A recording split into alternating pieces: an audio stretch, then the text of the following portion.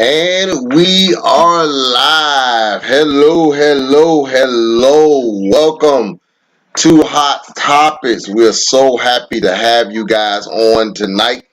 Do us a favor, like this, tag this, let somebody know that we are live and on the air. We are excited about tonight.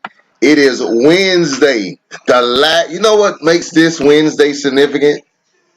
I'll tell you in a moment as we introduce the cast of characters tonight. I'm going to tell you how this is the last Wednesday, and how it makes it interesting. But nevertheless, go ahead, like this, share this, let everybody know that we are live and on the air. Want to introduce, we always start ladies first, so I'm not going to do it tonight.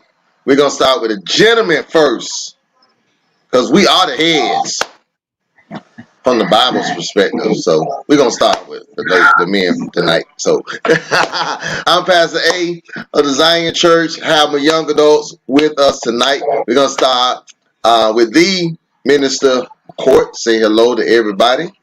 Hey, what's up, everybody? Hope everybody's safe out there. And we say hello to the lovely lady with the hat on, incognito tonight, Ms. Nikisha Williams. Hey everyone. That's right, Nancy. We are the head and not the tail. And the Bible says that the last first shall be last and the last shall be first. So we want to introduce Lady Kimberly Austin tonight. Say hello to everybody. Okay, so can you all guess why I said what's so significant about this Wednesday? Can you all just guess? Just take a wild guess. What makes this Wednesday significant? Okay, for the last one we got the call 45. Oh, I knew somebody was gonna get it. Yeah. This is the last Wednesday. The last Wednesday for Hot Topics that we have to deal with. 45, 9. What else? Well, give us a name. We gotta. It's like we burying. It's like we burying. We got to recap all of the names. It's 45, number 9. PP, right? I forgot about PP. We can have a whole book with the nicknames, right? Yeah. You got names the Jesus got. My goodness. I've never been so happy to do a burial. Oh wow. It may not get to the 28. It may not get to the 28 minute. It started early today. It started early tonight. So yeah, you guessed it. It's the last Wednesday. So a week from tonight, we will be talking about hopefully a healthy and alive Joe Biden. Because if Trump friends get a hold of him, I don't know. But this is it. So, but before we get into that, I want to start locally tonight. I want to start locally and kind of branch ourselves. And in local news, in local education news, Superintendent Runcie told all of the Broward County students and teachers, significantly teachers, that even if you had taken a leave of absence due to COVID-19, it is now mandatory that all personnel return back to school. And I know in the middle of this pandemic, First Lady, we had weekly updates as to how things were going in the school system, and teachers were beginning to opt out and go on all types of leaves. But now, all of those leaves have been stricken, and everybody is forced to go back to school. From a teacher's perspective, what do you think about that? What are some of the teachers? What are some of your friends saying about this mandate to return back into the school? Of course, teachers are not happy. But I was looking at Facebook, and a lot of the outside teachers would comment, "Oh, it's about time. Everybody else going back to work. Why shouldn't they go back to work?" But from a teacher perspective, the problem with them going back to work is their class size is still their class size. So it's no way to social distance. I know some people, I know like Nancy's on here, she's back at work, but they section the way they work off so she can kind of social distance. They're asking teachers to go back, but they haven't made the provisions to social distance the kids. That was the purpose. And I know the governor and all these other people have been saying all kids can go back. It's safe to go back. It's safe to go back into a social distance environment, but the schools are not doing anything to make it social distance. If I have to go back into a classroom with 20 something children, yeah, I'd be complaining too. Even the stores have social distance. If people follow them, that's one thing. But even in stores, they have a capacity. But the superintendent is not doing his part. They're asking the teachers to do their part, but the government and the superintendent and some of the other people, they're not doing their part to help keep the teachers safe. So unfortunately, it's a hard predicament. And they're always on TV constantly saying they have everything they need. That's not true. If the truth be told, the schools have never had everything they need. It's always a book shortage, any kind of shortage. So right about now, it's definitely a shortage with the material and the things that they need to be able to keep the class sanitized and safe. But typical teachers, if the good ones, you go out and you buy what you have to buy and get what you have to get. That's what the good teachers usually do. And if you good enough to a parent, you might get a good parent like myself that might donate something to you or whatever. And then you get the other parents that be like, that's their problem. So that's just what teachers are up against. Toot toot. Did you just toot your own horn? Let me just toot I it for you. do She said, she, Nikisha, I know that it has been a mandate for the teachers to return, but it's also been an outcry, and it's becoming close to becoming a mandate for the students to return back. So how do you feel about that? I know your children. I'm not sure. Are your children still homeschooling? And how do you feel if more pressure will begin to be applied on the parents to return the children back to school? Well, in regards to my children being back in school, only my youngest ones, which are the elementary one. For me, I feel like elementary is a more bit controlled, especially with the different the class sizes, like they literally are set up. I've seen it. I'm actually part of the PTA, so I'm listening and voicing my opinion about what I feel. So that's the only reason why I sent my youngest ones back, and trying to work a full-time job and be a teacher to a kindergartner, a second grader, fourth grader, and a sixth grader just wasn't possible. So for me, the best decision for me was to send my youngest ones back, and because they are practicing social distancing with all levels, it's safe. I do not agree with, well, the pressures of all of them, like for middle school and high school.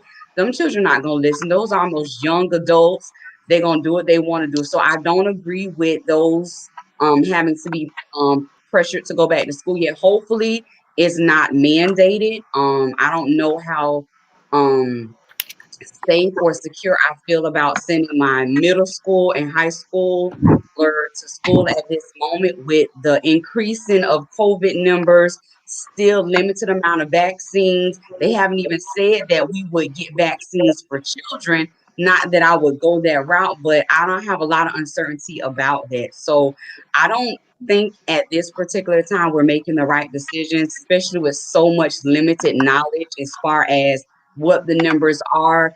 Even as we spoke in the previous weeks about, teachers catching COVID, you having to uh, shut down that particular classroom and notify the parents. Like, what? I don't know if they're looking at the big scope of things as far as bringing everyone back in one time. Maybe it should be slowly brought back in, but I don't agree with the bringing everyone back in mandated just because of whatever the reason is. So that's what I'm Um, trying to say that right now.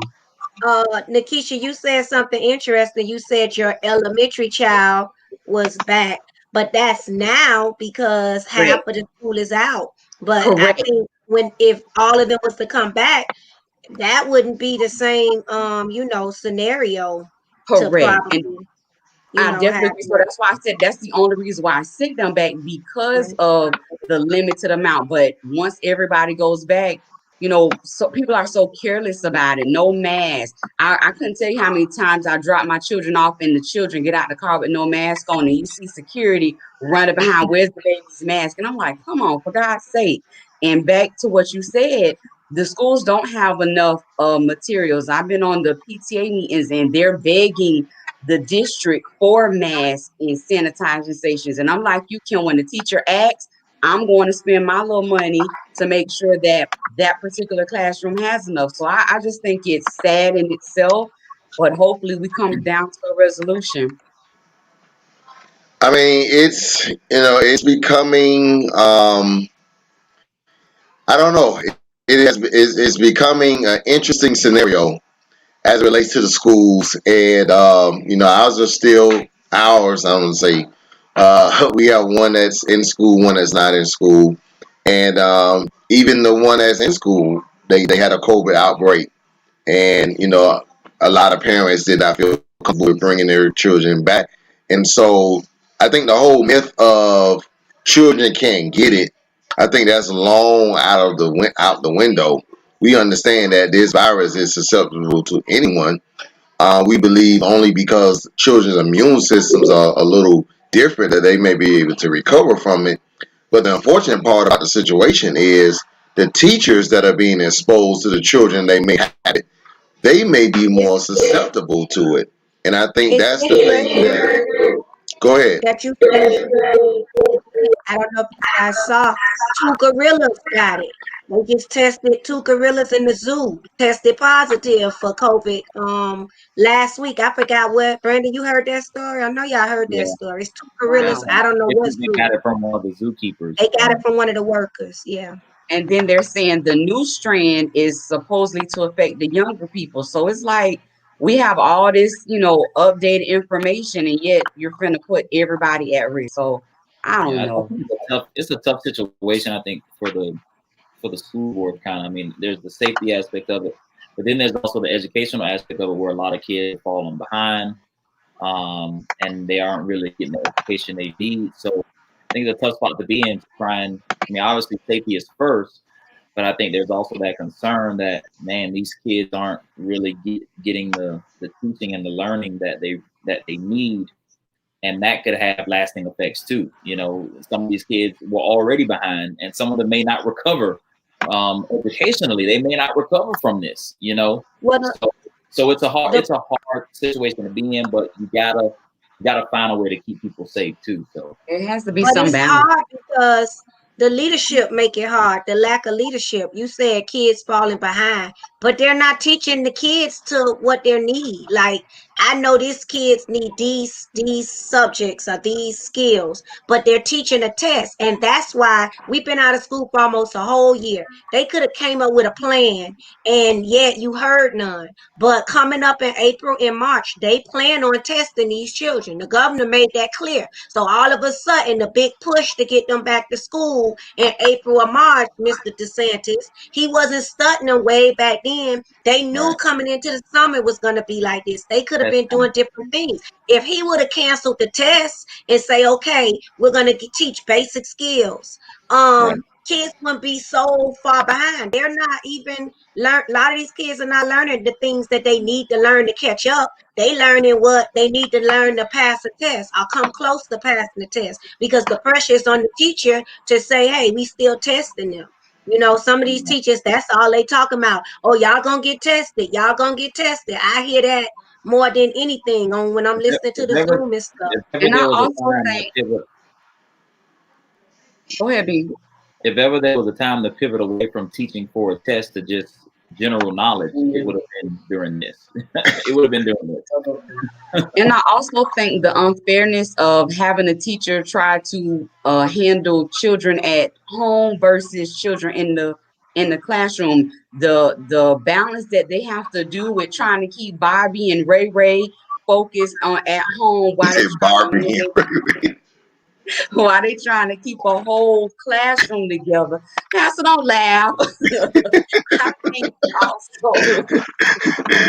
That is a Pastor, kind I'm of serious. that is two different ethnicity, Barbie and Ray Ray. Well, you know what I meant, but just trying to keep that. Kim, please get him. Go I ahead. can't. Go ahead. I'm sorry. Just trying to keep that balance. I mean, it's hard. I listened. I did a parent teacher conference with my son, and he does speech therapy, but she has to have him in the back of the room while she has the TV in the front and a classroom of children. Like, what is the function really going on? So I definitely agree. Like, you pressuring the teachers to come back because you want tests, but when they all fail, you want to say we got all these F schools in Broward County, and then you're gonna be trying to pull money somewhere. So like, what is really going on? There should Like, not be y'all a don't test. Like, I realize don't know who CNC thinks it's a gotta good close. idea to take Y'all a gotta test. figure it out. What'd you say, And that's B? another thing. There The should kids not that be Money. are a That's test. what in, Like, the idea is about money. That's all yeah, it's we know about. it's about money, You of know, course. right. we know Just what it's about.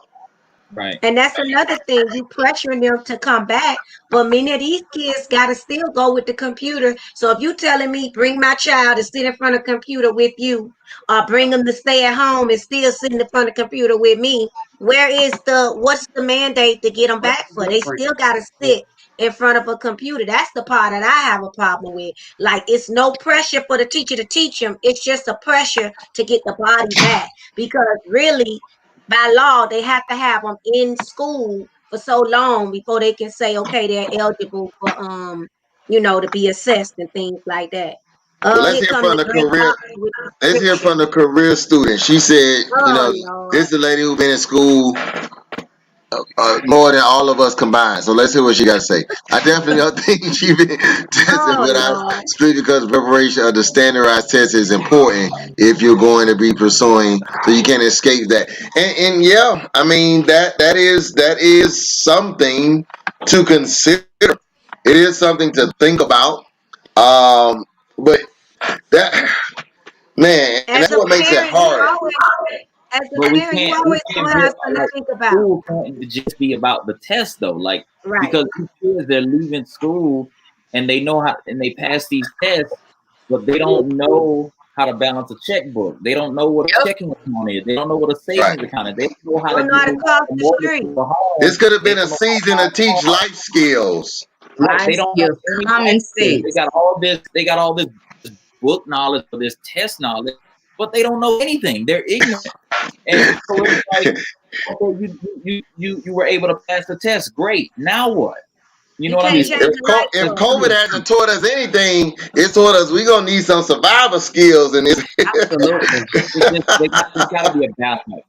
I agree that if you're gonna pursue higher education, you got to know how to take tests. You know, there's no way around that. Right. But our whole school year cannot be centered around preparing you for a test. Like you got to learn something about life, because the truth of the matter is a lot of kids are not going to go to college, right? A lot of them are not going to pursue a higher education, and they're stuck because all they know how to do is pass a test. So Now, to we think got to find about it, somebody. that's good, and this go out to the parents.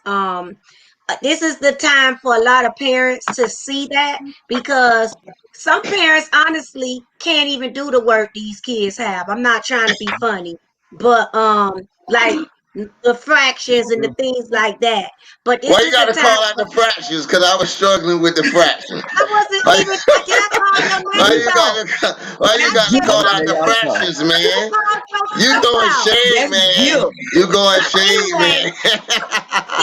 She- Listen, listen, my point is, my point is, like Brenda said, this is a time for parents to evaluate and see what their kids like. Like our son, we know he like media. Well, he been kind of home a lot, and we've been doing a lot of media, so he's been picking up on that, a skill that he liked. right. He learned how to really go. He knew kind of knew how to ride the bike, but he full just little skills. That's the time if you're home with your kids to be trying to teach them little stuff, Yeah.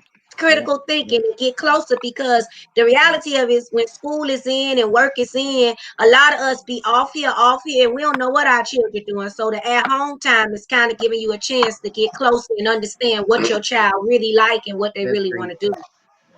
But I'm gonna change the subject because she threw that shade with that fraction. I'm all getting right, You it, well, you called know. your own don't feel self out. bad. I never did. I call a name.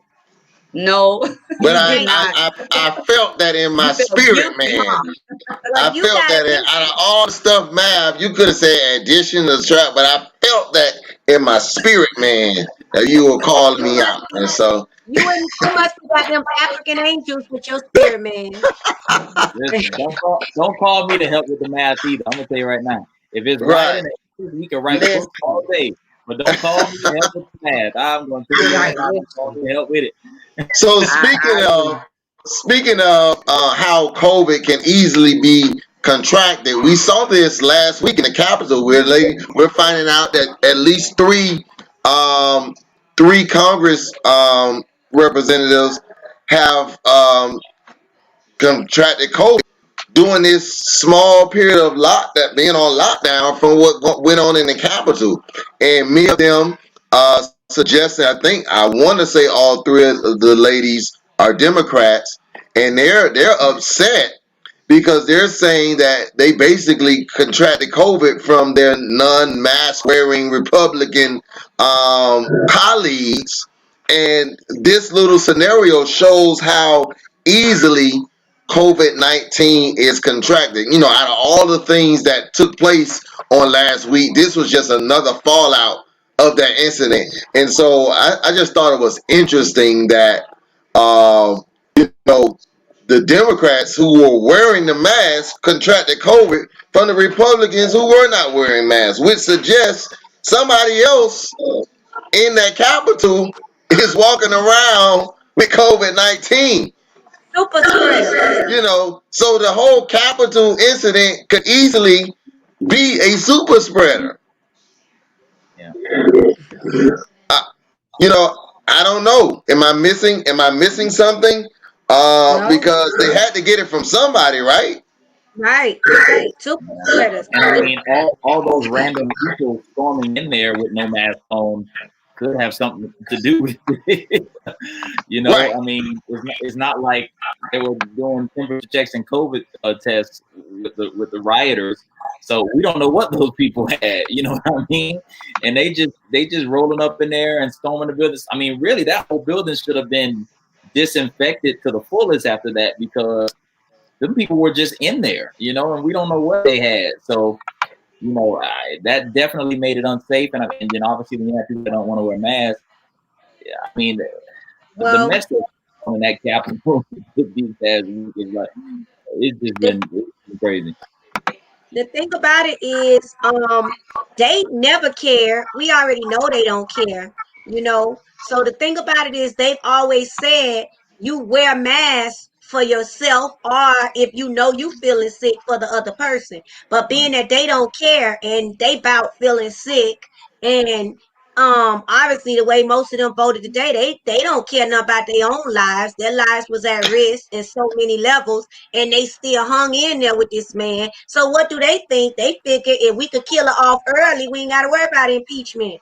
One of those ladies that one of those ladies, the older one, you didn't show her. She's a cancer survivor. She's still fighting cancer, and she was there fine from cancer. And here she go around them in COVID. She probably should have never even been at that meeting with them. So that's just another test of how these people were sacrificing their lives. And these other people over here, they probably knew they had COVID coming in there. I mean, they just as guilty as Trump and the people that came rushing through there, because a lot of them probably knew they had COVID. Some of them Republican senators and Congress people, but what do they care? I thought it was interesting to kind of talk again about how we got to this point with the Capitol. We've seen all the pictures, we've seen everything that has happened, and we're starting to now see the fallout of that. We're starting to see how seemingly a lot of the Capitol Police and even some police from around the country seem to have been complicit in this situation. We kind of hinted around it last week, at least Brandon did, that this was a major breach of security. And not only was it had to be somewhat of an inside job. And we're starting to see some gentlemen get fired because of that. One of the officers got fired because of taking a selfie with the intruders. And we're going to talk about some other people in a moment. But that officer stuck out to me because he was fired for basically participating with the so-called protesters. Brandon, when you see stuff like this happening, how do you feel as someone in that field to know that you can stand by and be complicit in something so horrific as this? It's troubling, really. Police work is one of the professions that you have to do your best to stay neutral. More so when you're working, when you're in the uniform, like you can't, you shouldn't take sides politically. You should not be seen doing that because you are to serve and protect everybody, regardless of their political beliefs. So you should not align that with the uniform that you wear. Let's add to that. There's literally a riot going on in which you as an officer, your life is in danger, right? And the life of others are in danger. The Capitol has been breached, essentially. Even if you agree with these people politically, that is not the time to even remotely show it. That is not the time because even if you agree with them politically, you should not agree with what they're doing at that moment. And it's up to you as an officer to not only protect yourself, but protect other people. So, I won't say what I would have done, but you put a camera in my face in that moment, you probably wouldn't have left there with that camera, with that phone. That's just me. This is not the time for that. You know what I mean? So you really got to be mindful as an officer of perception. Unfortunately, that and any officers out there right now should know that perception hurts, even if it ain't true, right? So what it looks like is what usually will come back to bite you. So I don't know if this guy did it or not. I don't know if he's trying to be friendly or not. But nothing about that situation seemed friendly to me at all. That whole day. So I wouldn't really have been trying to be friendly with nobody, whether I agree with them politically or not. You might not be one of the ones that was being paid to be officer friendly. He got paid to be officer friendly that day. Well, I know somebody who wasn't friendly that day. It was a sister that was not friendly that day at all. She was not friendly. That sister right there was not friendly at all. And what was interesting about Miss Officer not friendly is the fact that, number one, she was provoked, she swung back. But what struck me is the fact that layman people basically escorted her to the other officers. Like, come get this Nick, like you can, right? They escorted her to the officers, and at first the officers really didn't do anything until some other people tried to jump her. And I want to play it back again because something about this video just stood oddly to me as they're escorting her to her officer friends, like, get her, but then someone is trying to basically insinuate further aggression towards the lady, and That's the lady. basically So the people are lady coming in back. between to basically block the police, like trying to break up and stop the police. This whole video to me, like this guy here, like a lot of this is what makes this thing appears to be like when the officers when he did that, the officers stood at attention. Like what is going on here where the officers are like, okay, he say stop, we're gonna stop moving. Like that out of the whole, and she got fired too, by the way. Wow. But maybe I'm missing something, but when I saw that, I'm like, wait a minute. I Who actually is got a that lot guy that has the of power to make that. everybody stop? But where's the allegiance for the team standing up for their fellow officer? Like usually, and I've seen it, if somebody tries one of their partners, the whole gang is on top of them. So, I just you have to put the race card in. If it would have been somebody another color, would they have stormed George their whole Floyd. No, that George another. Floyd. If it was a white officer, a white female officer, a white male officer, I mean would the scenario the have way been they different? pushed her Mhm.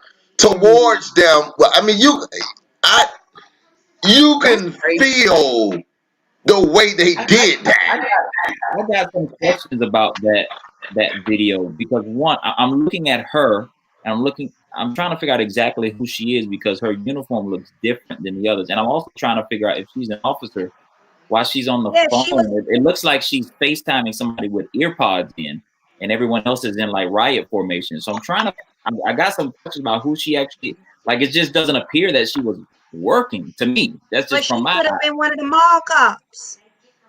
I You don't know. know, It they had just mall looks cops like out there. she's on FaceTime with an ear pod in her ear talking to somebody, and then Or maybe she's security. under that jacket she has a different uniform on than them. Yeah, that. I'm not I even don't. sure if she's one of their officers or security, but I'm like, it don't look like she was in riot formation doing what everybody else was doing. So that's my Well, we have another shot of her. And that's her. And yeah, you bring out a good, interesting point there. And maybe they didn't. Yeah, you bring out an interesting point there that But I'm not it sure. still don't Maybe negate a how lot they of handle reasons the why she got situation. fired. I mean, it just like might it's a be a lot riot of going reasons. on. You on FaceTime with the ear pods in. Something ain't adding up for me. Like if you, I don't know. I mean, I don't know I who she still is or what, disagree with the but fact it's just that one. If there's a But riot you're going right. on, I'm gonna look at it again because I never noticed that. That's why you're the detective and I'm not, because I never noticed that she did not have on. she has a white shirt on under that jacket. Right, she does not have on the same uniform But as she now. could have been off I because think you can see you can see the weapon. her jacket is the uniform. She could have been off, like off and supposed to be leaving or something. That could have been after her hours. But the point is, back to how they that still don't negate the fact how they handled the situation. They still handled that wrong. I Well, she agree. got I, fired. You I know, she agree. I got just got a lot of questions about that because something from my she eye, from got my fired for perspective, throwing the punch. That's her something again. is not adding up there to me. On She multiple got fronts. fired for So, throwing the punch. So Right. that's the one thing I guess we can come to the agreement.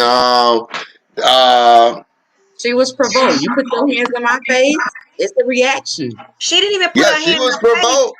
She That's what she I put her say. hand on her cell phone. She must be didn't like something she was saying. She probably was videoing them like, hey, look at these out here acting some fool. They say we act fool. Let me show you what some fools look like. She probably was talking trash. They ain't like it.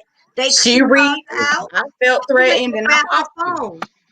I mean, yeah, Yeah. look Man, like it's a lot of you trying to rob me if you're trying to take my phone. I can't say I disagree with what she did, but I do have I was some defending questions myself. about who she is and because something's not adding up for me. Something's not adding up there.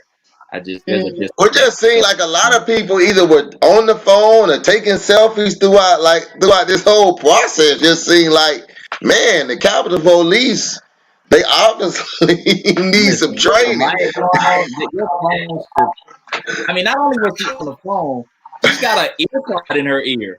Like she chipped. Like I'm not gonna be at a riot working with an earpod in her ear. So I'm like, I something is wouldn't off do that either. that But she you could want have me been to. off. She off She while was she she was definitely in a. Man, if I'm off, I'm free to walk the street how I want to walk. And she didn't look like she was a part of them. She was just out there filming and witnessing to what was going on. listen. Any Hey, officer I that was just got off off. and Look wanted to out here stay what there they and hang doing. out, Well, it was the thing about it is it was a lot of officers there that day. Obviously, we know that from around the country. It was a lot of officers there. So, well, you bring up an interest. We got to further investigate behind the firing. What was it? Just that punch? Was it just something else? Because I mean, she definitely punched like an officer. I tell you that. She went straight. She But wasted what she no fired time. in the for? big I don't know who she is. I don't know if she's actually an officer because I see some differences with uniform. But my biggest issue there isn't the punch. My biggest issue is that she's standing in the middle of a crowd on FaceTime with an earpod in her ear. And if she's an officer, that is a problem. In the middle of a riot, that's a problem. So And so that's why I say we're gonna look into we're gonna look into we're gonna research the I don't want to say the reason for firing. If it wasn't the punch, was it what you're suggesting? Was it a combination of all of those, or as Nikisha said, was it just because you were black? There's a whole lot of things. I think the officer, the guy officer who got fired, or did he get fired or suspended? He got fired as well. He's clearly taking a selfie with the other people. So that was pretty cut and dry. And it's a lot of things coming out of that. One of the Capitol Police, unfortunately, behind it, he committed suicide. This whole situation has just been a mess. The whole situation has been a mess. And because of all this, we know how this was incited. It was incited through conferences and social media. And finally, somebody in Twitter had the guts to suspend indefinitely Donald Trump's Twitter account because we know he's tweeted us his way to this situation. Now, what's interesting about this is that a lot of people are coming to the defense of 45, suggesting that the suspension of his Twitter account is taking away his First Amendment rights. So, Kimberly, when you hear the fact that, now, mind you, this is not the first time Twitter, Facebook, Instagram has ever suspended, people's account, put you with face jail. But why is it now that it's Donald Trump whose account has been suspended? Now everybody's bringing up First Amendment rights and the rights of free speech. Is that an appropriate way to deal with this situation? I'm calling BS his First Amendment right and his freedom of speech. Okay, he violated that a long time ago. First of all, he took an oath of office, but he never took it, if that makes sense. And the Republicans have never held him accountable for that oath that he took until it was convenient for them.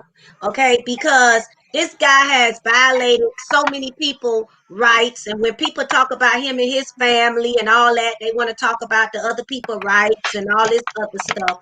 But this man has been just out of control. He been loose lips on this Twitter account, calling people all kind of names, all kind of stuff, and he never understood I am the leader of this country.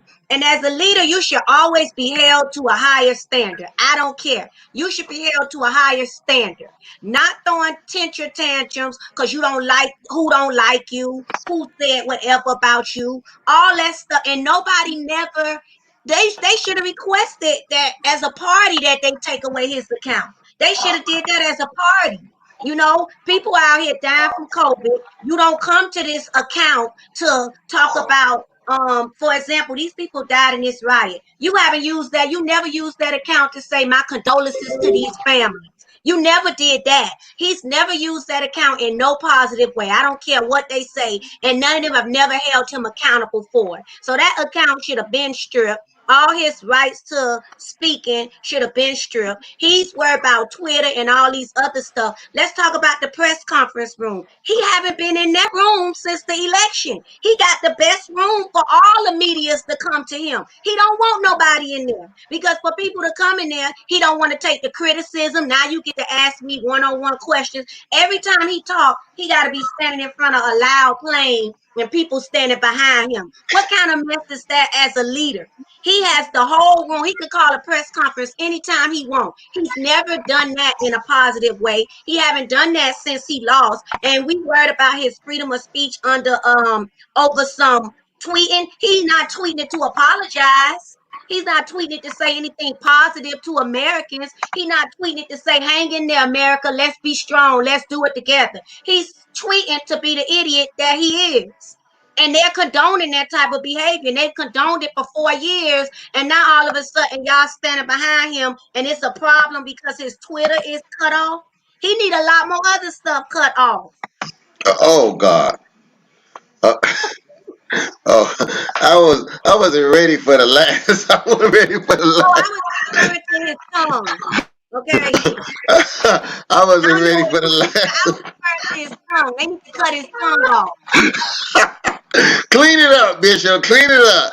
Clean it up. Clean it up. So Kimberly brings up an interesting point. And you know, it's interesting. We just left the year 2020, but Nakisha, hindsight is 2020. And it is amazing to me how we had a lot of prophets as it relates to Trump 4 years ago. I want to show you guys something because believe it or not, there were a lot of prophets 4 years ago that I want to suggest knew who Trump really was. I want you to show you guys this. This is going to blow your mind. Mind you, this is 4 years. Talk to the Trump supporters for a minute. I don't know who you are, and I don't know why you like this guy.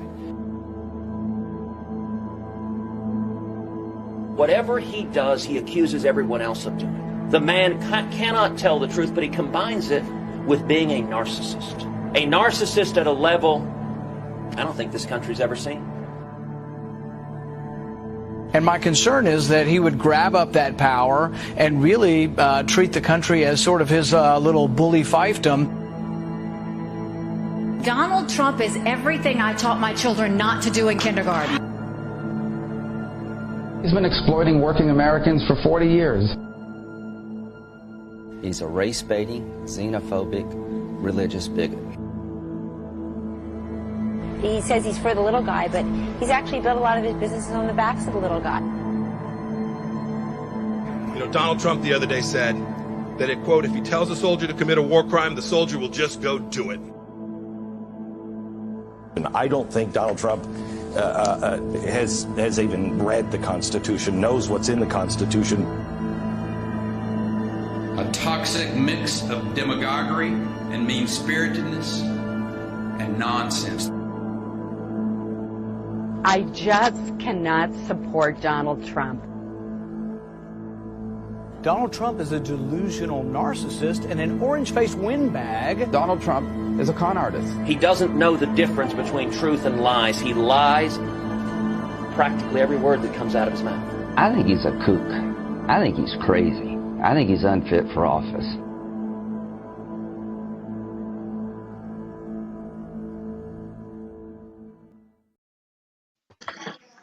You know, if this was a video clip from 2021, it would be sensible.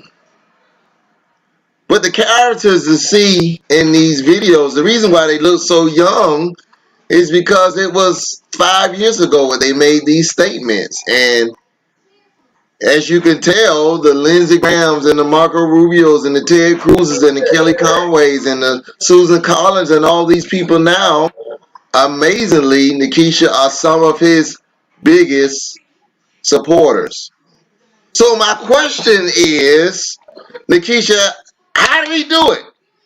How did he get these people who were so prophetic about who he was, all of a sudden become his biggest fans after he called one man's wife ugly, he called Marco Rubio Little Marco, all these things he did, and yet and still, right now, to this day, they're his biggest supporter. Nikisha, help me out. How is that possible? I have no idea, but they loyal to the fullest. So I'm very confused about it. I saw that video, and those same persons are the same ones who won't even assist with impeaching him. So either they got something on him or he got something on them, and they just said, I just gotta ride or die as far as what they gonna do with them. But I'm very shocked. History has a way of coming up and creeping out and telling the truth. So they are. I feel like they're gonna go down right with him. Lindsey Graham got his days coming. Ted too. All of them got their days coming. But they all bought and sold, if you ask me. Well, I personally don't think it was abroad. I think the problem was the America we live in is so split, and we want to believe Trump split it. It's been split for many, many years, and we've been able to hide it and work around it. And we as a people felt, oh, Barack Obama became president, we don't made it over, and that wasn't the case. And truly, part of them showing who they really are is because of Barack Obama. Okay, they didn't want Barack Obama. They still don't approve of Barack Obama being president. We see how they treated Barack Obama. So it was anybody. Trump went after Barack Obama. So that meant, oh, you got the guts to do the kind of stuff we throw rocks and hide our hands to do. So they were stupid enough to raise him to the top of their party. And they ride for the party so well that now they have to fall with the party.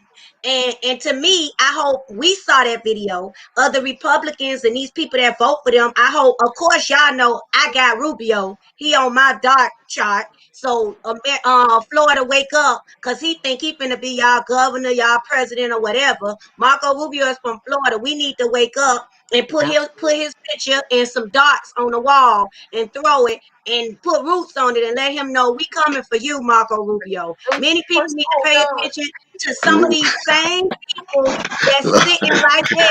With a root lady, the chopper, the cutter, the butcher. Lord, he's gonna try to run for president in 2024. All I'm saying is, people, be woke, because these same people, we need to remember this, because all of this stuff was started off of Barack Obama, and they used Trump to be their hype man. And because Trump was their hype man, he went so far and above, and they rolled that little orange wig on into getting him into the White House. Now he's there, and they let all their dignity and all their political careers are gonna go downhill with it, because you let this man who was a non-politician, nothing to lose, throw rocks. Y'all throw rocks and hide the hands and roll them in. So now we need to be voters and people of credibility and ride them right on out. Marco Rubio, DeSantis, the other former pencil head governor, all of them out of Florida. We need to wake up. And Lindsey Graham, South Carolina, y'all need to wake up. The man mama named him Richard Scott. Bobby, and all the rest of them. These people need to wake up and know who you voting for. These the people we put in, and we got to put them out. I also think when they got Trump in, I think they thought they could control him. But no, because I do, because I feel like, based off what you're saying, is if they could have got what they wanted, they could control him to just stay in the lane of Barack Obama. The problem with Trump is he started coloring outside the lines, and that is he started going at everybody. As long as you could just stick with your hatred of Hillary and maybe Barack, we good. But they didn't They realize, man, he was trying to create his own party. He he was trying to create his what he has successfully done, and this is why they are beginning to turn on him, Right. because he has created his own party within the party, and this is realize we got to jump ship because people are now identifying us with this party known as Trump. And so, Brandon, I ask you, I tell people all the time, I would never tell anybody, we're going to focus on Democrat and Republican in a moment, I would never be against anybody who chooses to be Republican. And this is not necessarily, to me, a Republican issue. The problem is, what has happened is the Republicans felt like they were married to him because they did not want to go against the party. And now it's just gotten to the point that it's so bad, and they understand that they have to rerun again, and they don't want to be identified with this Republican Party because they understand that this Republican Party, Georgia has proven, can't win an election. And I just feel like that's where it is. And it's just amazing. One guy even called him an orange face, whatever he said, xenophobe. I mean, so all of these people knew. They all knew, and we know that. And I'm sure they have forgot. They've known all along. But then that's part of the problem with the party thing, is that people are so loyal to these parties, and it forces you to basically sell your soul and basically know that wrong is being done and continue to be loyal to it for the sake of the party. That's part of the problem with this, and it goes on both sides. And the issue is that they soon realized that Trump wasn't even loyal to the party. He's proven that now. He's proven he wasn't even a Republican. Really, he's proven that. Right, we all know he wasn't really Republican. And the thing is that now it's become he's almost has his own party, basically. You know what I mean? Because some of the Republicans, the Trumpers, are getting on them because they're not agreeing with them on blah blah blah. So he has his own thing going on, which is from the beginning. I've been calling this a cult. You could see where it was going, but these they didn't stick by their gun. All right, and it shows you what they're loyal to, and that they don't have the best interest of the people in mind, because they all knew, and they still allowed it to not only happen, but they began to even help him do what he was trying to do and support that mess. So they wasn't even helping him; they just allowed him because in the back of their mind, they felt like when it came time to cut him off, we could cut him off. We could be able to cut him off because they knew he was no politician. They knew, like the man said, he don't know the Constitution. He barely know the 50 states. Glenn Beck said that. Like, that's amazing to me. Glenn Beck said that. He don't know the 50 states. He proved that while he was president. This man proved he didn't even know nothing. And they was comfortable with picking an idiot and a dummy because they felt like we could maneuver him and push him the way we want. But it turned around and flipped on them. He had his own base. He had been revving up probably long before he decided to run. And they underestimated that. They let their guards down thinking, well, we control the House, we control the Senate, we'll deal with him when we ready. And he pushed right on past that. And he used this little base to put the fear of whatever in them to make them believe if you do this, if you do that. A lot of them knew what was going to happen that other day. But what could they do about it? They've been silenced for so long. What could they do about it? They couldn't just pop up and start saying something because people probably wouldn't even believe them or listen to them because they've been riding this old orange horse. They're wishy-washy. You can't even trust them. Right. And the thing is, and that's why I think it's a great thing that his accounts got blocked or suspended, because we know he will be going off on these Republican jokers too that don't turn against him. It'll be all up and down. I already know went off on Pence. Crazy. Listen, I think that the thing is blocked, and this is the president, y'all. This is the president of the United States, and they literally have to block his account for national security reasons. But people don't think that. People really don't believe that somebody inside the White House probably felt that This man is so crazy. He'll probably start telling government secrets. He'll probably start doing anything to just tear the whole system down. And I promise you, if you were to get a forensic accountant in his books the next 4 years, I guarantee you, because this man is so vindictive, I guarantee you that he's going to start supporting, maybe not publicly, but his dollars are going to go to a lot of Democrats because he's going to fund some of these people out of office. He's just that vindictive.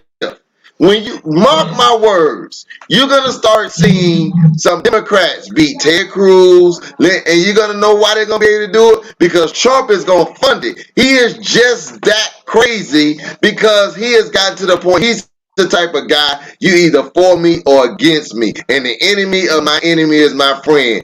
You might as well put Trump's face in front of that quote, because I promise you, he is going to get with some Democrats and they're going to take the bait too. I promise you they will. He's going to say, man, I will fund your campaign behind the scenes. I guarantee you talk about that dartboard that she got, Mario Rubio, Trump got that same dartboard in his house. And I promise you, mark this date. I'm telling you right now, Trump is going to fund whoever run against Lindsey Graham. Call Donald. He got you. If you want to run against Marco Rubio, call Don. He got you. I promise you, he will bankroll your campaign.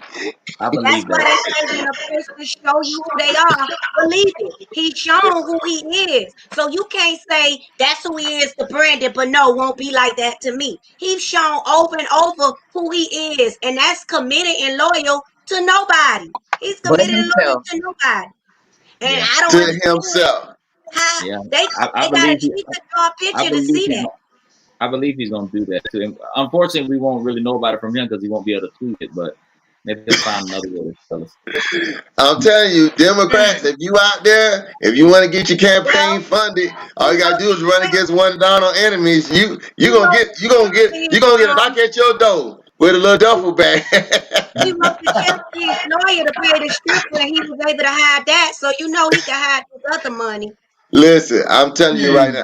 But speaking of prophet, we did have a prophet, a female prophet, who told us everything we wanted to know about Donald Trump a few years ago too. She was also trying to tell us. I want y'all to listen to this, because she was trying to tell us, and it's amazing that everything she said 4 years ago, every single word has come out to be true. I want you guys to listen to this. Same commitment that you will absolutely, sir, that you will absolutely accept the result of this election. I will look at it at the time. I'll keep you in suspense. Well, okay? Chris, let me respond to that, because that's horrifying. You know, every time Donald thinks things are not going in his direction, he claims whatever it is rigged against him. He lost the Iowa caucus. He lost the Wisconsin primary. He said the Republican primary was rigged against him. Then Trump University gets sued for fraud and racketeering. He claims the court system and the federal judge is rigged against him. There was even a time when he didn't get an Emmy for his TV program 3 years in a row, and he started tweeting that the Emmys were rigged against him. Should have gotten it. This is a mindset. This is how Donald thinks. And it's funny, but it's also really troubling. Okay. Now, that is not the way our democracy works. There you have it. Should we put prophetess Hillary Rodham Clinton? Could we give her that? We throw around doctorate title. I say we give her honorary prophetess. But the thing people have to title. The thing people have to realize is Hillary was his friend. And she was up there on that stage telling y'all her friend. The Clintons and the Trumps were friends. They raised their children together. So she knew what she was talking about when she said it. But again, it wasn't about Hillary then. It was about Barack Obama to those Republicans. So they didn't want to hear nothing that his friend was telling them. They were willing to ride and do whatever they had to do because we need our House back. We need our Senate back. We need this black man out. When we get control, we'll work around all that stuff and we will make him be what we want him to be. But the thing about it is, The only thing she got wrong was she just got the election wrong. Instead of her election, it was Joe Biden. But everything else he said 4 years later, Spot on. And listen, spot she was spot on. on. She was spot She was on. his friend. Yeah, you would know. You would know. I mean, It's just like All of them somebody was that his friend. went All through of a them knew the type divorce. of person he was. So I'm not surprised. But it's I'm just telling like you somebody right now, that get I'm calling divorced. CNN and I'm telling them to add that title to that lady name. That lady is a prophetess. But it's Prophetess like when Hillary. two people get divorced, that person knows the other person. Know all your business. Absolutely. Yeah, you could tell anything about your ex because you know them. If they've been friends for so many years. I don't understand That's why I why ain't they gonna let you go. I know all my business be out in the street. That's why we sticking close. That's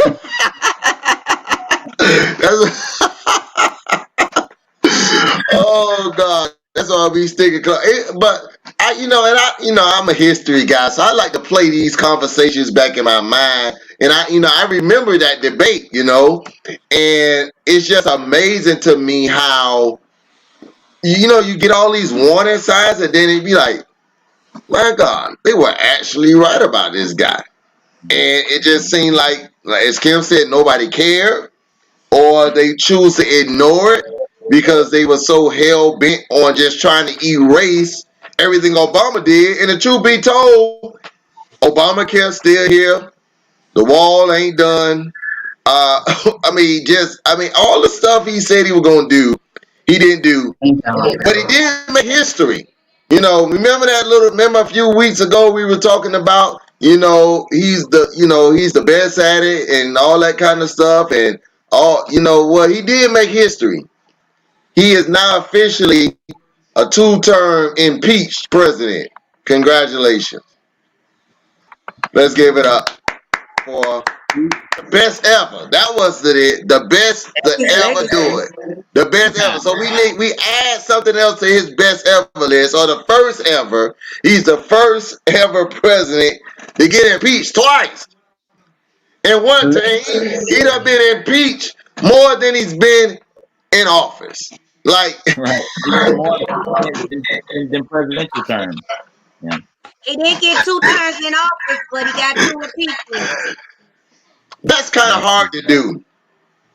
The only thing I'm sad about it is the fact that it don't really mean nothing. Honestly, it means a lot. It doesn't mean anything. It's not gonna stop. I mean, he's still gonna get everything. He's still gonna get, he's gonna get it's just a stain on his record, He can't run again as an impeached, 2-time impeached president. No, he can run again because he hasn't been removed from office. So the thing about the impeachment process is he just got impeached in the House twice. Unfortunately, it's not going to get passed in the Senate like it did before. So it's just going to be a stain on his record. They're not going to, and that's why I don't have to look it up. I'm telling you that this impeachment process has to go through the both House and the Senate. It's not going to pass the Senate. That's why they're trying to force Biden to go through with the process, because they're trying to get him to the point that he can't run again. But Biden, at this point, honestly, he won't commit to it. That's the whole process of it. Bill Clinton was impeached. So an impeachment process, it's just the first part of impeachment. Is like being charged. It doesn't work. It doesn't matter until you're convicted. Right. He hasn't been convicted. He hasn't been convicted. Now they can go through with the conviction process quite naturally, because when Joe Biden gets his office, they'll have the votes. But realistically, are they going to go through it? Is he going to spend his first 100 days dealing with Donald Trump?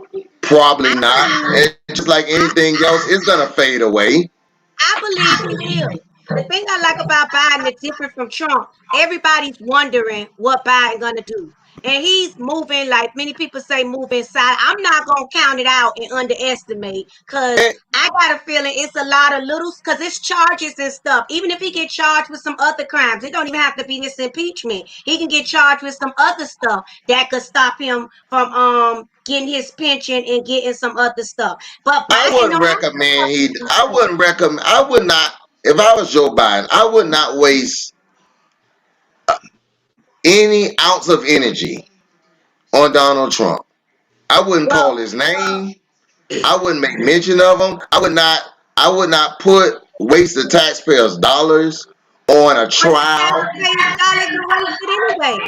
I understand that. I'm saying if I was Joe Biden, I would let him silently fade away, because all that's going to do is to keep Donald Trump in the headlines. And for what? Because this the problem. We got to pay for Donald Trump either way. We're going to spend more money giving him eye security, giving him around the clock this, giving him $1 million a year. That's our money. But we can spend that same money to feed him 3 square meals a day, or whatever we feed him, like they do everybody else, and help him. Well, you can leave that to New York and other people who got. Now, trust me, it's gonna be a lot of people coming after him once he get out his office now. But it won't be Joe Biden. It'll be have to be Biden's fight. Right, it doesn't have to be Biden. It could be. Listen, those prosecutors in New York are rubbing their hands like this. They're waiting.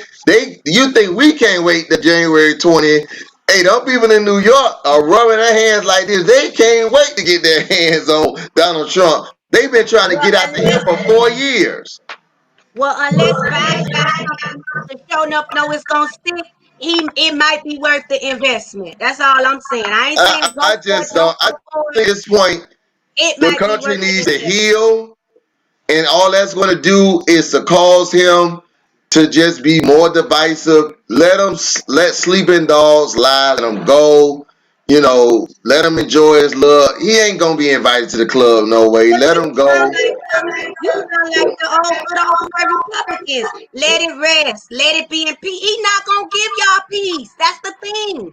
Donald Trump is not gonna get a country peace as long as he got a base out there that's supporting him. And if nobody don't help make an example of his base through him, he's not gonna give the country peace. He's gonna stay relevant in some way. And I'm not even sure that.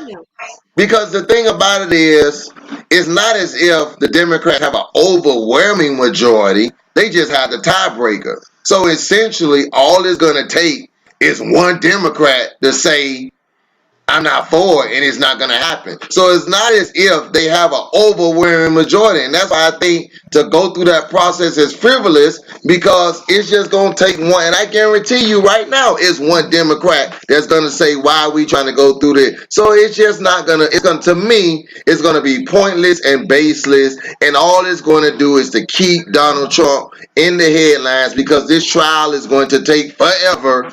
And it's just, to me, it's just not worth it. He's out of office. Nobody wants to touch him.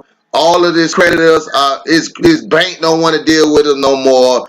His friends are leaving him. Heck, his friend Bill Belichick don't even want to take his award. Bill Belichick said, "Nah, man, I appreciate the fact that you want to honor me with something, but I'm out.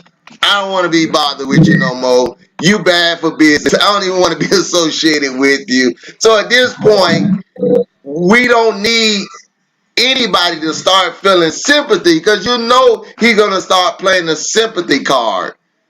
That's what he's been doing all 4 years. They're out to get me. That's what these protesters been saying. They've been out to get him. Man, just go. Just go. Get out of here. Thank you for not making America great again. Thank you for showing us who the real people are. Who you know. Because he got blocked on social media. I'm like they picking on him. No, right. This is what I'm saying. That's all it's gonna do. Social media don't owe you nothing. That is their platform. You can block you when they want to block you.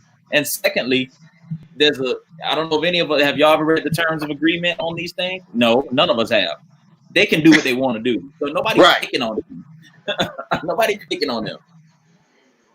And again, I just don't want to see 4 years of Donald Trump in the news cycle every day is enough. He's gonna stay in that news cycle. I'm telling you, he ain't going nowhere.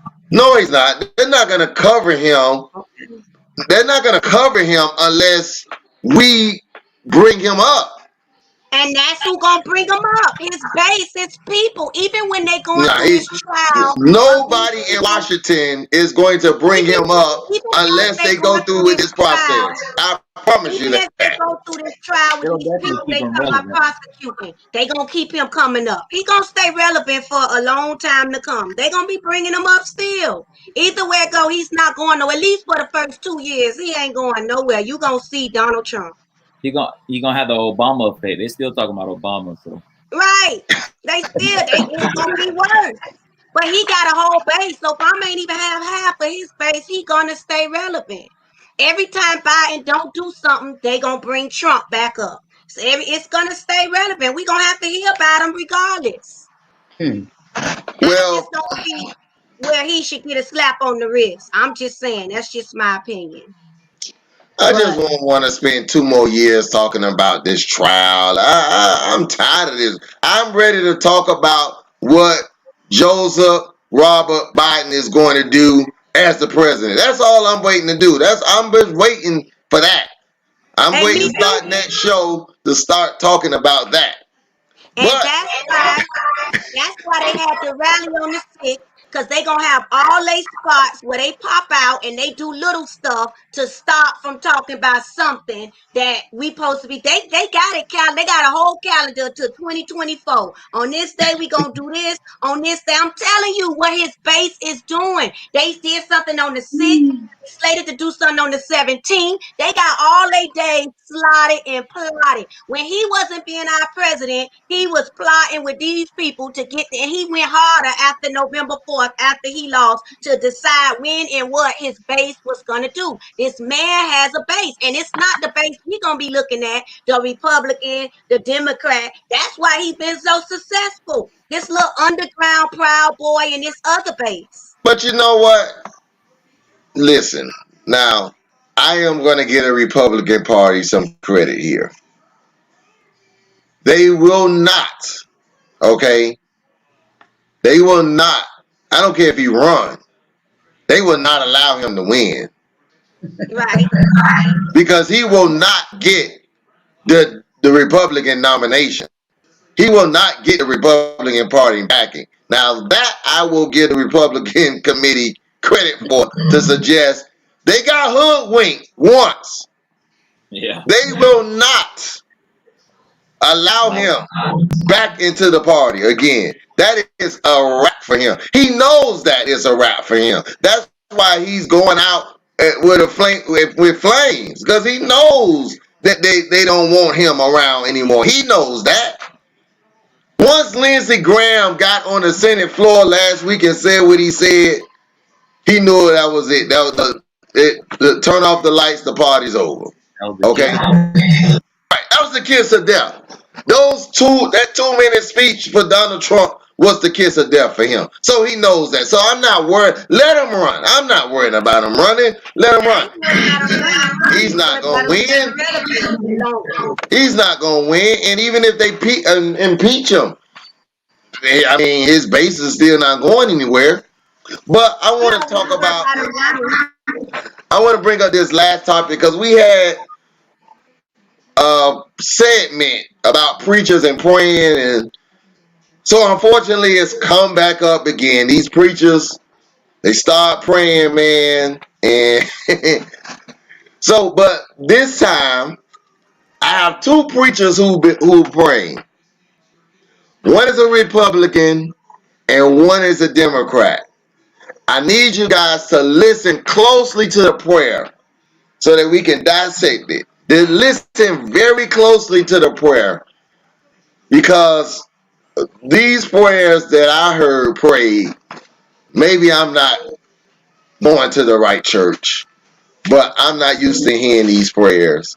And I just want to get y'all opinion on whether you think these prayers are appropriate for church. Listen to this. Now lift your right hand high to the Lord. Father, we come into agreement today. As I begin to pray, I want you to say amen. That means in agreement. Father, those that have lied, those that have stolen this election, those that have cheated, I place the curse of God upon them. I curse you with weakness in your body. I curse you with poverty. I curse you with the worst year you've ever had in the name of the Lord. I speak to government officials that are trying to lie, trying to control, trying to hold us back. I rebuke you in the name of Jesus Christ. You'll never be elected to office again. The people will rise up and throw you out of office. Ask it in the name of the monotheistic God, Brahma, and God known by many names, by many different faiths. A man and a woman. All right. So we're going to break these prayers down, right? So one was at the church and one was in the Capitol. So we're going to deal with the first one first. You know, the guy who thought... You had a prayer that the Senate lady prayed. It was, I'd rather hear her prayer. You got a copy of that? we need to get her. We need to get her. Because I got a big issue with both of these prayers.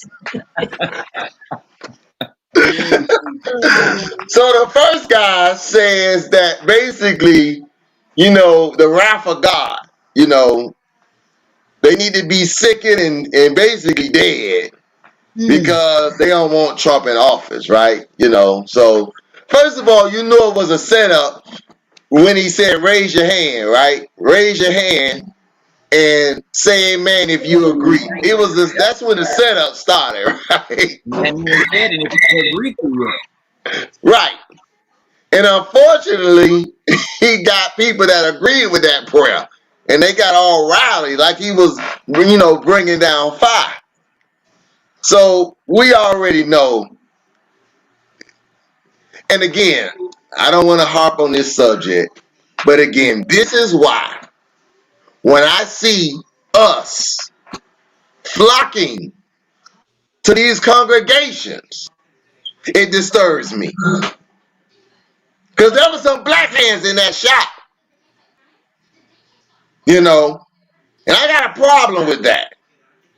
Because we don't go around and, you know, when you guys remember when Jeremiah Wright, you know, President Obama went to Jeremiah Wright's church and Jeremiah Wright did the sermon about God damning America and literally how they tried to keep Obama out of office based upon what Jeremiah said, as if Obama had control over what Jeremiah Wright said. But it's just interesting how they tried to keep Obama out based upon what Jeremiah Wright said, but yet and still we see times after times again that these Anglo evangelical pastors use their pulpits to just bully God. The other guy was begging God because, you know, Trump he don't know how to lose. So God help him because he never lost before. And, you know, he's too weak to call upon you. So I'm calling on his behalf, that guy. And then you got this guy. But then the second guy is interesting to me. So he's praised to the monotheistic God. And then he closes the prayer, Democrat, by saying amen and a woman. What is you doing, brother? Since when was amen gender specific? Maybe I'm missing it. When are we closing prayer? I thought amen meant I agree. What is this, a woman? Yeah, that's a new one. That's a new one. I don't know. I can look at the Bible real quick and skim through it and see if I see that, but I've never heard that. I don't know what that was about. This is what we're taking this equality stuff just a tad bit too far. Yeah, because the word amen it's not a gender specific word. It's not a man. Like, yeah. And I don't want to be offensive to the two women we have on the show. I'm good. It's not even but because it's not, that word is not gender specific. But this is where we're pushing these agendas way too far. And you know what? Like, I don't even know what the second guy said. All I heard was amen and a woman. I don't even know what. That's all I heard. Right? He ain't say much else before that. Trust me. But let me tell you something. So I don't even know what he said. As long as whoever he was praying to heard, whatever. The first guy, I just don't understand. Like, this guy's really in the pulpit casting curses on people, essentially. Curses for political reasons. Like, right. You trying to get my guy out of office, so I curse you. I damn you to the pits of hell because you ain't Republican. That is troubling. The only thing he left out, or maybe he said it and we cut it, was in the name of Trump. Amen. That's the only thing. In the name of the 45. In the name. Was missing. Maybe he said it at the end, but we cut it off and we didn't get to that part. But that's the only thing was missing. I just don't understand. In the name of Abraham, Isaac, Jacob, and Trump. Well, the thing about it. Stand up there and do that, or how anyone can align or agree with that, no matter what your political affiliation is. To see that being done by a pastor in a church, that should trouble you. Okay, that should trouble you, that they're using the pulpit for that. The thing that's troubling is everybody know, like, Obama's affiliation. We know Biden's affiliation. Heck, we even know Canada Bush's affiliation. And the only affiliation we know of Trump that publicly prays out to him is people like this guy, Paula White with the African Angels, and all these other spirits that's praying out for him. We even have, like, some black pastors that say they support Trump, but you ain't never caught them praying for him. They ain't never came enough up to reportedly pray for him. The only people that pray for him is the people that's praying out to all these other spirits and stuff. And then we wonder why he moved like he moved and why people he's following follows him the way that they follow him. So that speaks enough for me. That and your pastor right there speak enough for me, because he looked like a black clone of Trump holding that thing just like that, you know. And that just says enough. All the people that hold on, 2 Corinthians. 2 Corinthians. I'm gonna go to 2 Corinthians. You know what's amazing though? She just brought up something interesting. Anybody ever seen Trump in church? No. I mean, like, at least we knew Obama went to he went to Jeremiah Wright's church, right? Like, we know Biden just went to his church a few weeks ago to memorial, to pay tribute to his wife who passed away, who's buried there at their church.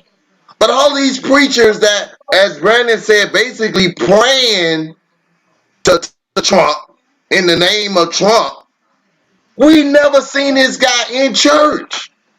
This is what bothers me about the evangelicals. I know.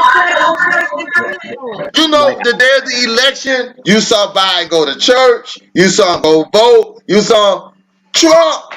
You never in 4 years. This is him outside of the church. This is the only picture we got of him. And that's how that confirms that for these white preachers, I'll just say it, that this isn't about God. This isn't about Christianity, because nothing about Trump aligns with church. Nothing about him aligns with Jesus. This is about how he feels politically and how what his views are. I agree with. This don't got nothing to do with God. and they're putting God at the forefront, like Trump is some kind of beacon of for the church. And he's the furthest thing away from it. Nothing about him says church. Nothing about him should say I lie. So this got nothing to do with church. This is about these pastors, their political views, their personal views, their racial views, and whatever else you want to add to it. That's what it's about. And this is why we got to stop it, man. Stop putting God in this stuff, man. We've never seen him in no church. We've never known him to be affiliated with church. We don't even know what his religion was. But they're using this, okay? And that's why when people he's a godly candidate, he forgot. No, he's Remember, they said that he was bringing Jesus back into the White House. Remember that? Remember the oh, Jesus is now returned back to the White House. Where at? Right. And even though we don't see him in church, he's made a mockery of churches. When he was talking about opening back up the country, he thought he was doing us a favor, talking about, by Easter, I'm sure I'm doing whatever he said, that statement. He made a mockery of church. And anybody that could it's about to be Easter again, and we still ain't back in. Oh, excuse me, we still ain't back in church. It's showing their true colors, is what it is. And you guys be able to see beyond that this is not about God for them. Okay, this is not about church for them at all.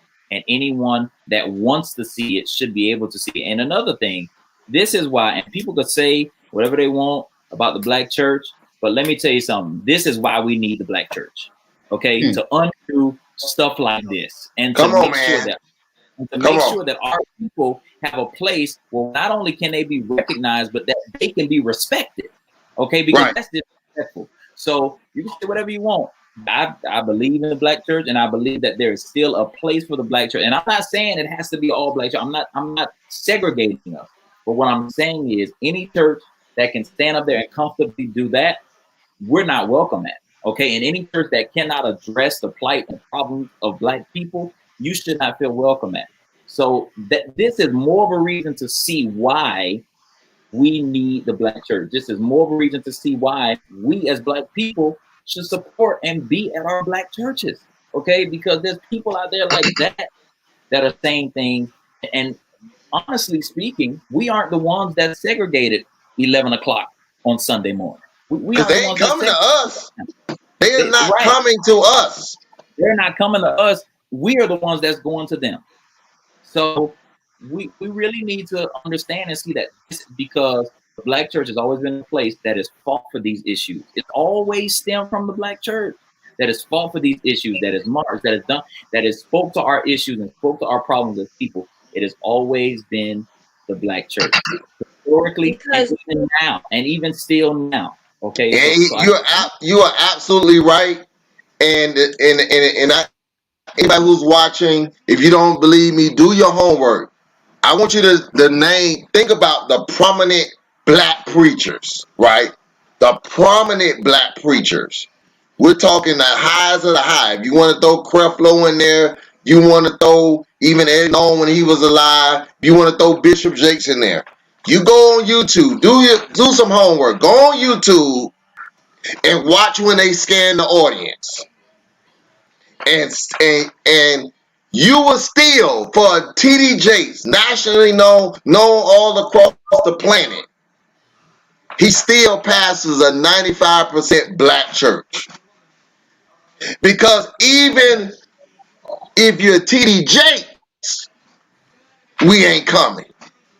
But if you go to Joel Osteen, if you go to Rob Parsley, name him, you're going to see a lot of us in there. So that lets you know that we'll welcome y'all over here, but we ain't going over there.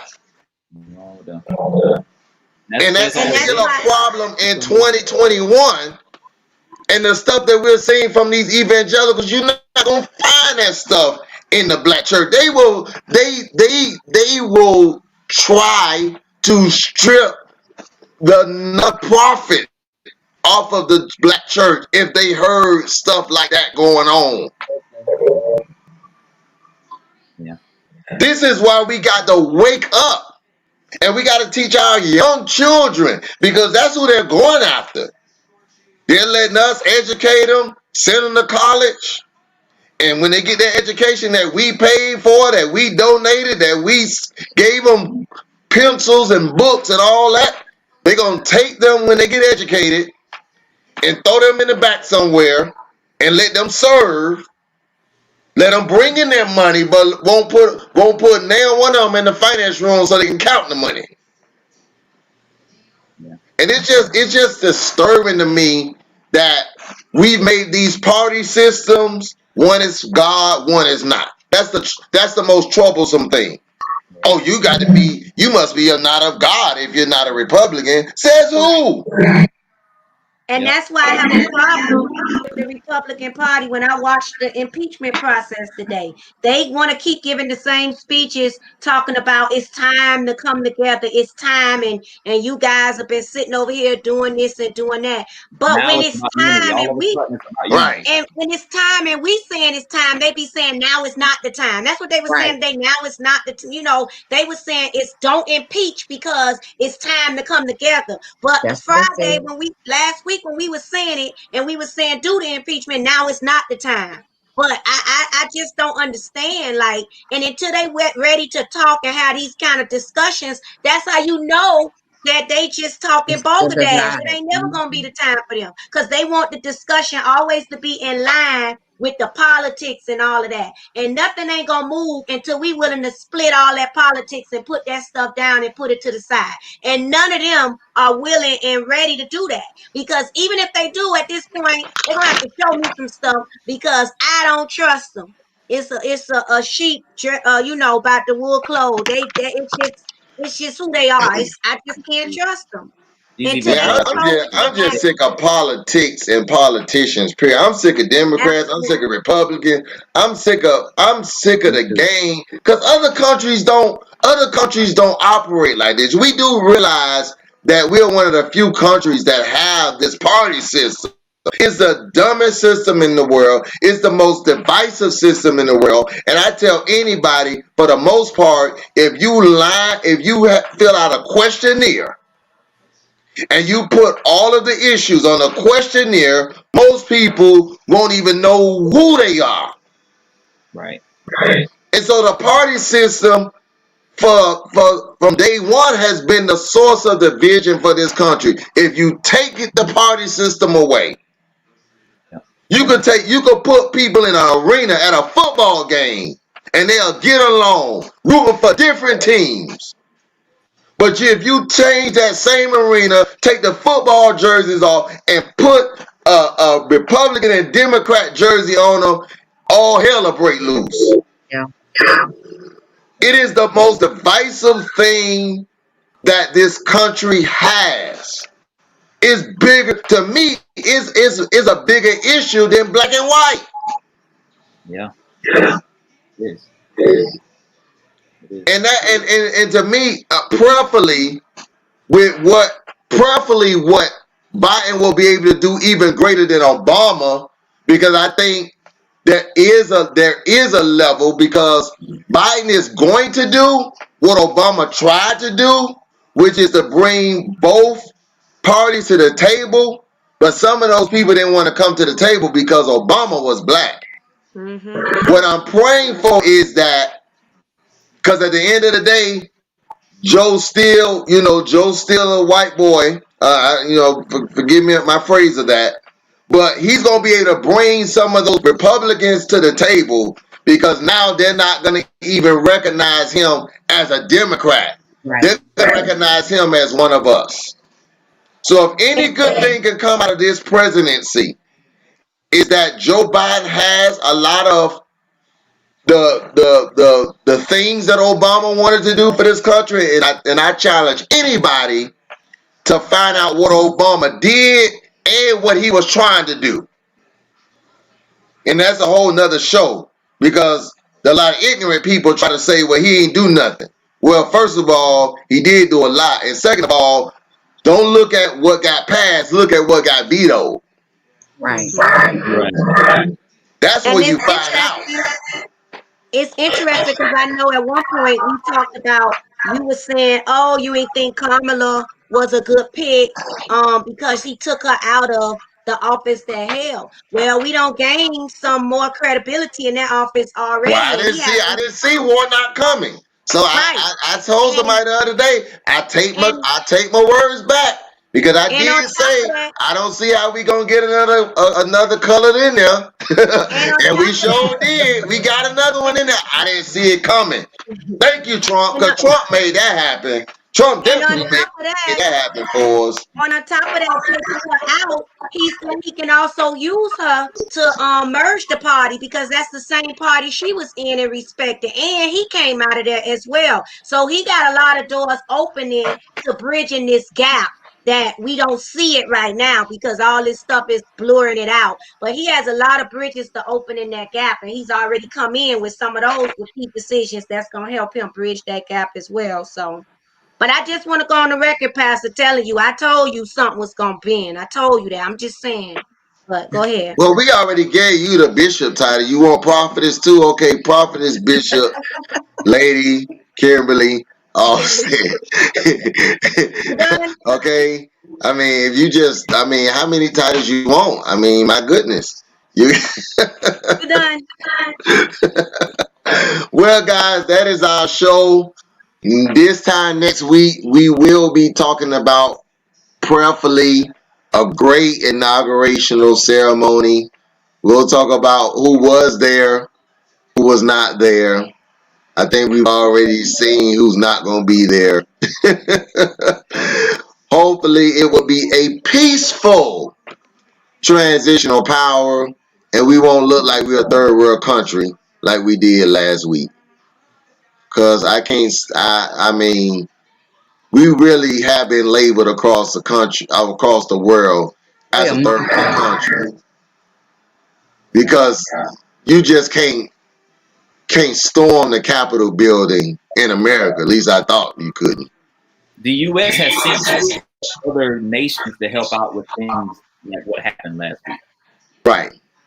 Right. And on top of that, we have more troops slated to guard the Capitol next year than we have, next week than we do in Afghanistan and all our wars combined. We already have more troops that's going to be in Washington next week. That's our own troops. So that's heartbreaking to know. They already have 20,000 ready to go now that's going to be there and more ready to get there. Our own people, man. Not the Taliban, not the Taliban, but our own people. Right. Wow. But domestic terrorism. Yeah. Wow. Right. Yeah. Not for Black Lives Matter now. Not put on the record.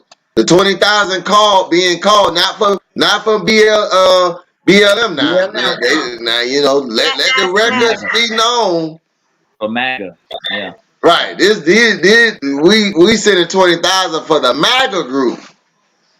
Domestic terrorism. Yeah, but we're gonna see, guys. That's our show. Thank y'all for watching, liking, continue to like this, share this. We'll be back next week. Again, preferably, we'll begin to talk about Joseph Robert Biden and Miss Kamala Harris and the new administration. We would have finally made it through the 4 years. We survived COVID and Trump. Hallelujah. Glory to God. Till we meet again, ladies and gentlemen, be blessed. See y'all later. Bye-bye. Love you guys. See y'all real soon. Bye. Bye.